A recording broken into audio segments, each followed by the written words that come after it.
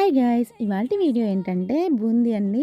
దీన్ని మనం ఇంట్లోనే ఫ్రెష్‌గా, ఈజీగా అయితే రెడీ చేసుకోవచ్చు. దీనికోసం మేము కేజీ శనగపిండి, అలాగే 2 స్పూన్స్ బియ్యపిండి, కొద్దిగా సాల్ట్, అలాగే చిటికెడు తినే సోడా అయితే వేసామండి.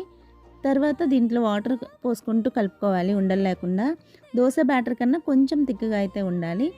పొయ్యి మీద ప్యాన్ పెట్టుకొని ఆయిల్ హీట్ అయిన తర్వాత బూందీ వేసే గరిటెలోకి కొద్దిగా పిండి వేసుకొని గరిటెని ట్యాప్ చేయాలండి.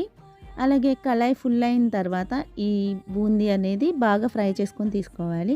ఆ తర్వాత అదే ఆయిల్‌లో శనగగుళ్ళు, కరివేపాకు ఫ్రై చేసుకొని తీసుకున్న తర్వాత కొద్దిగా జీడిపప్పు, చట్నీ పప్పు, వెల్లుల్లి అయితే మేమైతే ఫ్రై చేసుకొని వేసుకున్నాం. అదైతే ఆప్షనల్ అండి.